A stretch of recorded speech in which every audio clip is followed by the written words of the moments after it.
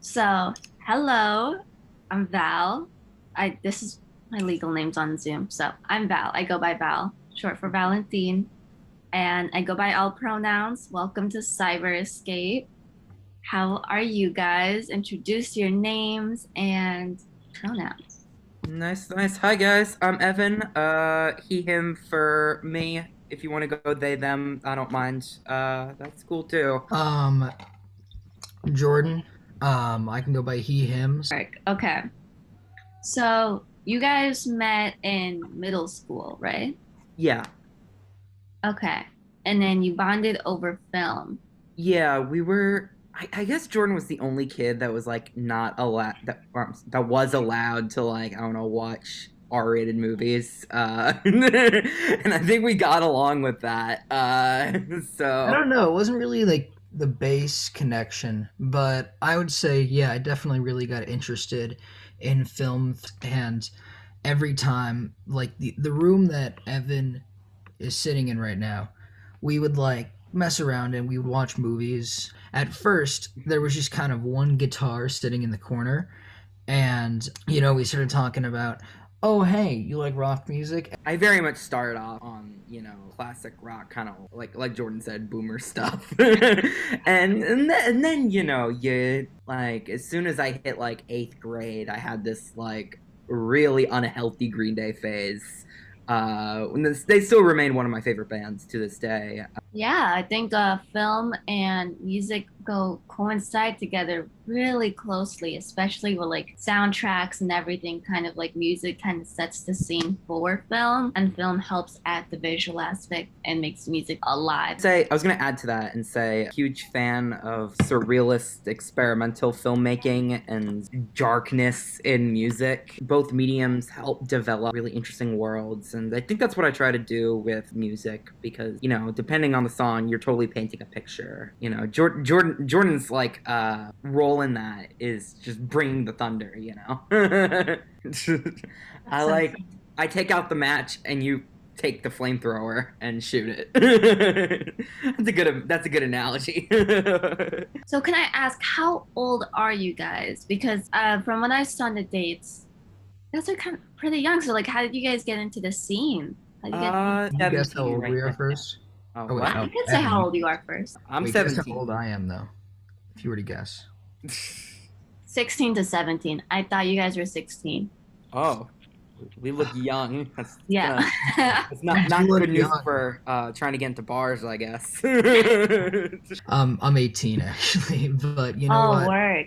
I'll take I'll take the youth where I can get it. Yeah, so how did you guys get into the music scene? All right, this is a bit of an interesting story. When we started off as a trio, and we had another like kid in my grade that we both knew from middle school at the time, and he was playing drums all his life, and he kind of had this like virtuoso skill, and his parents were like really proud of it. His drum kit was literally right in the middle of like their living room, Their wasn't living room, yeah. it?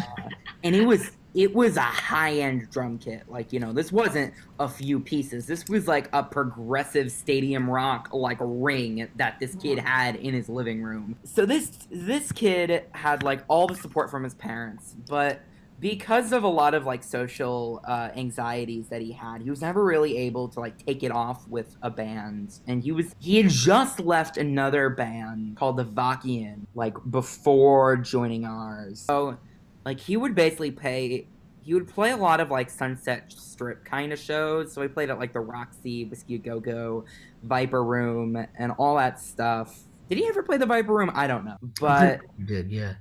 yeah, so he played all sorts of these like cool venues, which do have like kind of iconic names for themselves. But as for like, if you go there now, you will notice that their scenes are like, totally run by old people. But I went to the Smell for the first time, and I was like, I've heard about these guys, and it was so fascinating to see like, oh my God, there are like, people my age, and they're actually like into the music, and the music is really cool. Evan, I was gonna Yeah. say also, it's kind of like it really surprised us because, well, I mean, we've kind of always like we when in our film, let's say in our film watching days or something like that, we would kind of go to whatever concert venue we knew. So Whiskey A Go Go was something that, you know what I mean, you'd buy an old flyer from Amoeba and it'd be like, live, 3 days, no refunds. Something like that. And we were really just like happy to find out that elsewhere there was just this breath of like kind of like young energy, really. Yeah. And anywhere you go, I mean, like when you find that scene and that kind of heart, it's really something that everyone can kind of relate to. And I noticed specifically with the smell and kind of like Honeymoon Galleria, that type of scene in downtown. Those people really are really are in a conservative and like sustainable community in their self, and they care a lot about yeah, like issues involving their friends and issues involving the city. Like I've never seen people so concerned about just the city of Los Angeles, like what's going on, than like these people. And it really feels great that the satirical punk attitude has evolved in a really great and kind of honestly like mature way. I guess we sort of still had a weird connection with the kind of Hollywood scene when we were trying to record our record. It's like all of that was in like Hollywood and Vine. It was in this like, you know, in this dude's like small ass room that was just kind of like loaded with gear. It was a pretty messy room. There were crickets living everywhere. The dude only had like beer and mustard in his fridge. Like, you know, this is the kind of aesthetic. What I remember more than just seeing sketchy, I mean it's Hollywood, like you're definitely going to see something weird, but when we recorded this EP, one of the biggest things that I still hear off of it, the amount of heart, because when we play together and really like rehearse something, we play it all the way, and yeah, you can definitely hear that off of our music, which we kind of, I guess, pride ourselves on. Yeah, no, it's a very authentic EP. Yeah, like what are your inspirations when making that EP? Because I was like, this takes me back somewhere. For some odd reason, this EP like takes me back. My roots were very much in like Green Day and kind of old school punk. So, and then like, you know, freshman year, I got, I guess, more into like kind of the gother punk groups. So it was very much kind of fueled by that kind of like horror punk aesthetic. Like the Misfits kind of did this technique where they just like wrote about old horror movies, and I think all those bands kind of did the same thing. And you know, us wanting to push kind of our love of like cinematic visions forward with that record, that was, I mean, we kind of did that for the most part. What really fueled this record was I've always collected vinyl in my life, and I found my first kind of rock records when I was a kid, but I took a bit of a detour. When I was a kid and I started listening to vinyl and everything, I kind of, you know, went in the direction of R&B, and then that went in the direction of hip hop. And I mean, I'm glad I did it because, you know, Yeah. you have to be around for those things. But I went down a bit of the alternate route of kind of, I would say, proto punk and just like early's, I would say, alternative rock from the 70s and whatnot. And you could really tell with a lot of these records that there's just like power, just like heat coming off the record. Yeah, I would say that like if I write like a Green Day-ish bass line and I hand it to Jordan, he makes it like a Motorhead bass line, and that works. It totally works. I mean, where our kind of perspective is like, you know, just write good songs, and it's like, you know, make it loud, make it powerful. It's like that's ultimately where the good music came from. Yeah, I agree. I think that Psychoward has a lot of youth to it.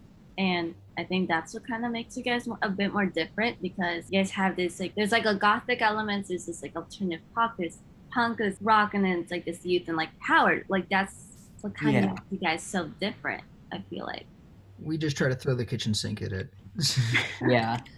I mean, I could. Oh my God! Our last single as well, "Grilled Cheese." Like, I didn't. We had so many elements in that song that I did not know. I was like, how am I gonna market this thing? We've got a hard bluesy rock kind of section. We got a Queen section. We got a little shoegaze section. We got a stoner doom section. It didn't make any sense. It had No, I think that the song art of like you guys in the car, I think that's like the perfect way to market it though.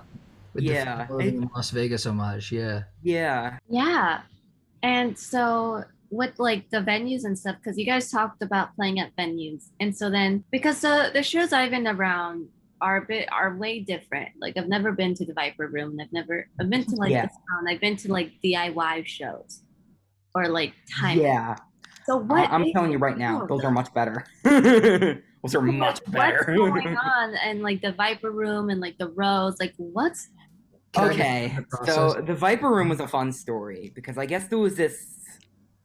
That was the one show that we were reached out to do like completely independently. Like some dude just like reached out and like, hey, we got this show and we need opening bands. You want to play? And it's more like, do you want to play the Viper Room? Hell yeah, let's play the Viper Room. There were like two people in that whole area. It's a 21 plus venue. We had to wait outside before our set, and then I know it's funny. It's like people will like say like Evan couldn't even play his own show, or he couldn't even attend his own show if he wanted to. But it was a place on our list, and it's like we were very kind of thrilled to do it, but it Oh was yeah, this also kind of a place. thing where it's like it happened, and then it's like if it never happens again, it's like for sure. But it was also, It was a uh, great experience.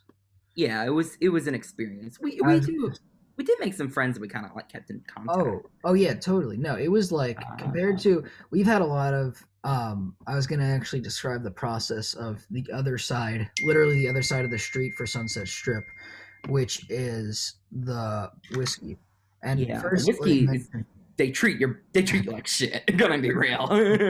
that the Viper Room. So let's say you're us. You're a bunch of young kids and you want to play.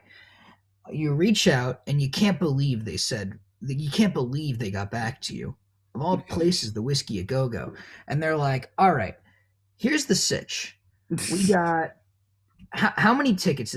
25 tickets? Yeah, it's their thing to get like young bands to be their ticket pimps. We So you basically basically, become ticket pimps. yeah. It's basically that's how you cover it because without it, the venue couldn't run.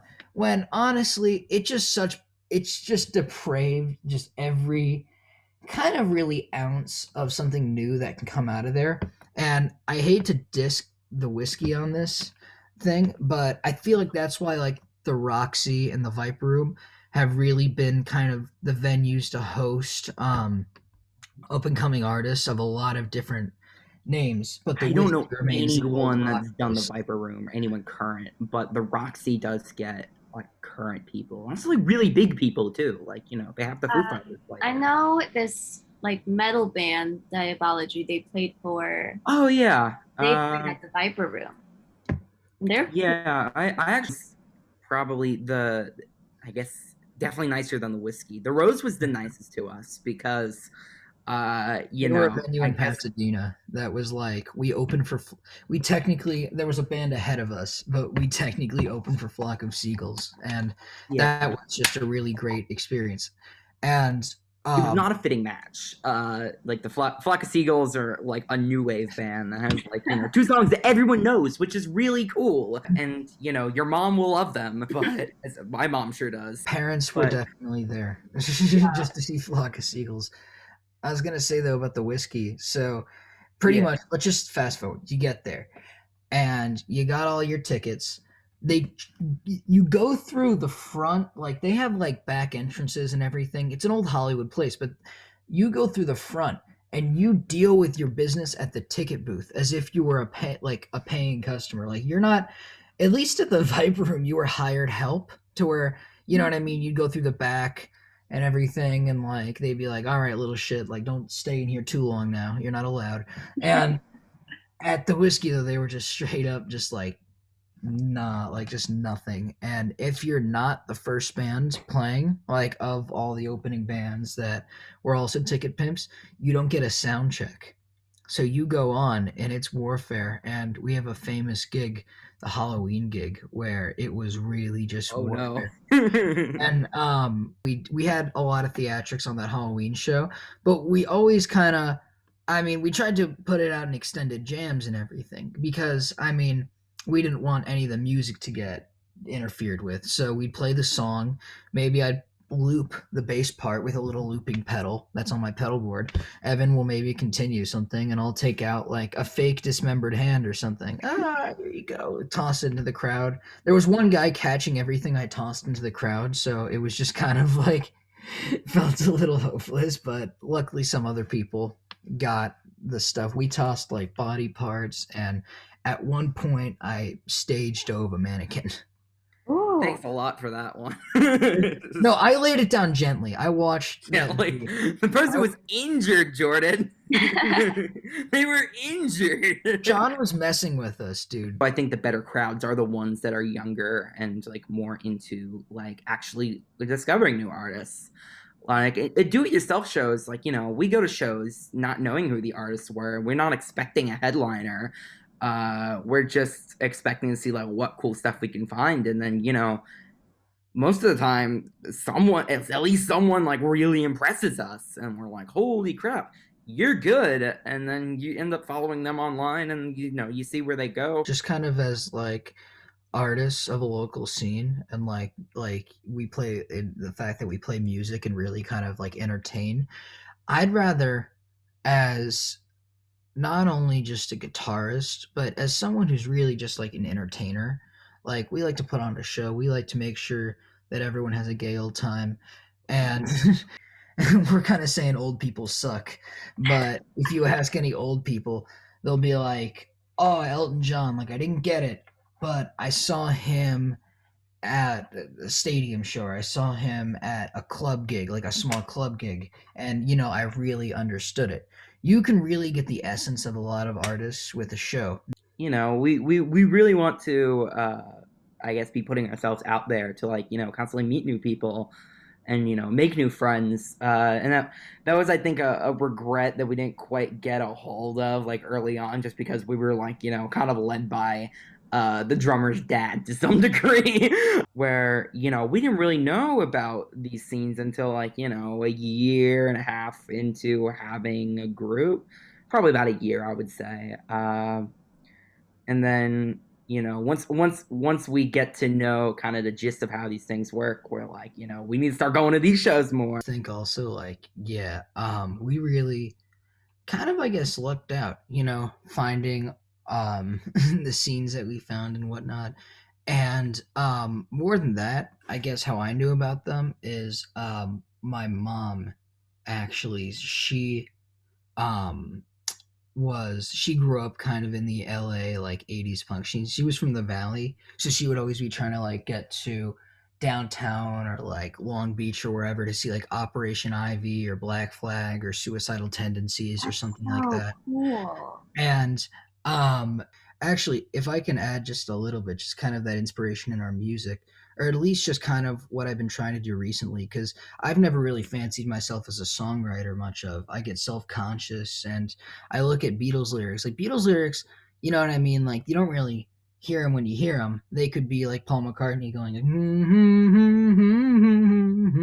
but you just look at them on a sheet, and it's like, baby, I love you. Baby, I want to hold you. And baby, I hold your hand. And like, just something like that. There's a bit of a, maybe it's not a, I wouldn't say it's a cringe, but I would say it's kind of a self-consciousness to where it's like, I really like I like being a little impish and whimsical, like Paul McCartney and everything. But I also love, like, one of my biggest influences, Pink Floyd, like the deep kind of content. So I thought, hey, what if I combine kind of a lot of that perspective from the Floyd lyrics, but express it through, I've expressed a lot through comedy. And in fact, this grilled cheese song, I wrote the hook. The hook goes, this was Go pretty ahead. but it's all I wanted was a grilled cheese. My mama caught me smoking weed. My girlfriend can be such a tease, and all I wanted was a grilled cheese. And it just rhymed. So as much as Jordan wrote the chorus and to our new single, and I wrote the verses except for verse 3. I think verse 3 was you insisted on. You know, it was very much a driving thing of satire. The main inspiration for the stoner western was our friend Edwin. He's become, I guess, a Psychoward staple, and and like write about how he always orders a grilled cheese at a restaurant or something. And it's like, you know what? Sure. Just Edwin too. I'd say the main thing with Edwin, which we why we specifically called it grilled cheese, was because Edwin, and I don't know if he still does this. It's been a while since we had, or since I had lunch with him, but everywhere he goes, wherever he can, he likes ordering a grilled cheese, French fries, and barbecue sauce on the side, and it's always that way. And I went to once. I remember this. It was like my birthday, Mm-hmm. and I was taken out to this like super nice or just like this like nice sleek restaurant called Catch. I don't know, something on Melrose. Right. And I go up. It's like you can tell it's trendy because it's one name. It's just like one word, Catch. But I go up and there's all this just like oh, we had a fish that we boiled it, fried it, let it swim, and gave it citizenship papers like $75. Oh. And I'm looking through this menu and I'm asking like all these questions and like other people are ordering and they're like, can I get this, but with no this and this on the side and this on the side here? And can you replace this with this? And then he just straight up asks, do you happen to have like a grilled cheese or any chicken nuggets? He shat himself. Jordan shat himself. And I love that. I was just, I respected him so much. I'm like, yeah, tell him, come on, Edwin. Where's the dino nugs at? I love that. I kind of want to go back to the vintage thing. I don't know. I'm just so excited because I love it when I know people who also like collecting things. Yeah, totally. What's your favorite thing to collect? Oh my, I'm. You want to go? no, Both of Evan. you guys, yeah. All right. So I'm a big. I mean, kind of going back to film. I'm a big like Blu-ray physical media collector. Sick. Uh, a lot of it. I don't know. I mean, I grew up with like discs and stuff, and I guess I do have like a bias towards just like I watch tons of stuff like streaming as well. But this when you get like really into film, then you realize it's like, oh, here's all the stuff I can't stream on Netflix and Hulu or whatever. Uh, I like having a little library of just like a bookshelf of just like uh, pieces of art you find meaningful or not, and then it's like, well, I do not find this meaningful, but it's still like in your little wall, your personal wall of information. I've been kind of collecting. The first thing that I really started collecting that was vintage of anything would be records. That's actually why I have, I'd say, so many records because there's so many times I remember, especially as kind of like the 2010s where vinyl really had that big resurgence and boom. There would always be stores like Urban's a classic example, but just not even Urban, but just like clothing stores that, let's say, have a strong music aesthetic that would always have a vinyl section. And even if it wasn't the most collectible original pressing, I would always just kind of get things. And recently I kind of just said I had all these records in boxes, and I had like a turntable that I hadn't really set up yet, and I'm like, screw that! I need to get this back up again, and I've really kind of taken collecting a lot more seriously. Yeah, and mainly what I do collect. If I had to say one thing about records that I really look for, and I kind of pulled it out of the box just to like show it off. Oh, so yeah, it's Led Zeppelin song Word. live at Madison Square Garden '74. Mm. So Led Zeppelin's like my favorite band. So this is like to me my favorite. And if I had to say one thing why I just love vinyl, it would be that you can really hear and distinct every instrument being played. And it's just like a vibe. I kind of regret not having parties where I just put on a vinyl. That'd be really cool. I hope I can do them in the future. Bring them back. When COVID, like when everyone's vaccinated, bring that in. Ooh, yeah. Just like have everyone bring up records. Yeah. Like, yo, can you play this one? You play this one little baby song? Sure, you got it on wax. But I'm thinking Clearly, like, Jordan wants to be a DJ. no, that was well, I don't know. I had a whole thing to where I was actually for a while, yeah, I was into um I guess this coincides with another thing I collect. Since getting into music, I definitely do collect a lot of guitars and basses, and I'm really into vintage gear. And gear also really, it's more than just buying something. It really excites us. We get a new pedal, and I mean, it makes our night. The 70s, it's like, you could be the worst guitar player, but if you can play through like a couple $1,000 worth of a setup and then like, oh no, bend a note, then you feel like a god. I think the physical setups of like, Well, it's definitely become, I guess, a bit less of a thing in the modern age, where especially when yeah, like digital like amp sims have been a thing.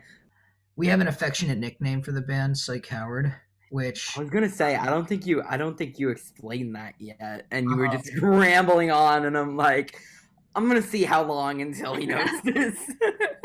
Just, basically, oh yeah, to give some context to that, um, there's kind of a joke we have a bit with the band, to where the name, if you look at it, and if you were to like pronounce it a different way, it'd be like Psych Howard, and because just Howard's just like kind of maybe a goofy name, like a funny name.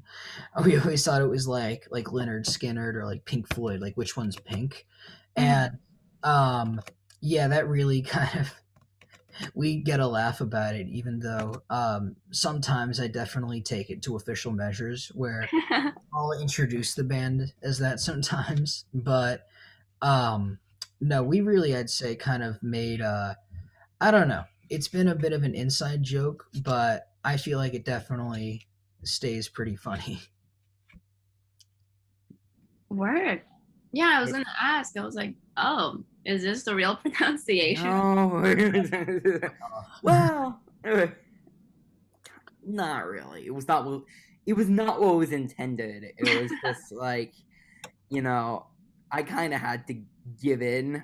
Most people naturally read it as Psychoward, so I mean that is nice. Yeah, That's no what one was writes it. intended, but I guess pronouncing it as Psychoward has kind of become ingrained in our brains to some degree. That it's like, it happens without even trying now, and in some weird way, it does come off the tongue, where it's like in a way that I did not expect it would come off the tongue. But all Well, right, I just want to say thank you guys so much for even being in the interview with Cyberscape.